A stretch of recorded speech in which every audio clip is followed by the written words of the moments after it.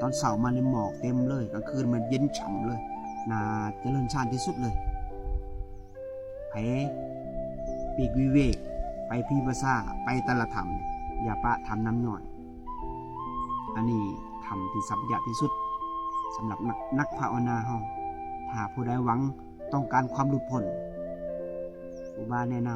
ำจอมภูเขาควายแดนพระอริยะเจ้าเฮาอย่าปะเฮามาเลยโดดเดี่ยวมาเก็บตัวระวังความคิดระวังความปรุงแต่งความคิดคือพญามารความปรุงแต่งคือเชื้อเพลิงที่เติมไฟลุกโชนอยู่ตลอดถ้าเกิดเฮามีสติ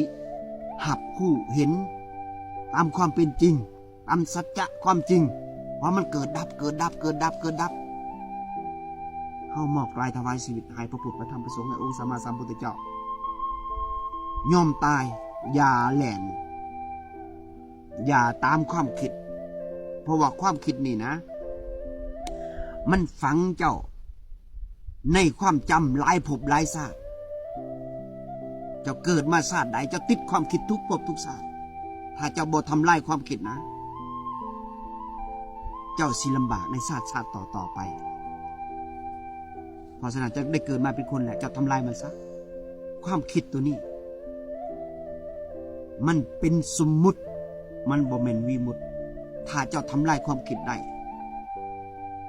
เจ้าสิเข้าสู่วิมุตติเอาฟืน3 ดนออกจากกันแล้วบ่ต้องเติมเสื้อเพลิงให้มันฟืนนั้นสิดับไปเมื่อฟืนดับความคิดก็จบความปรุงแต่งก็จบ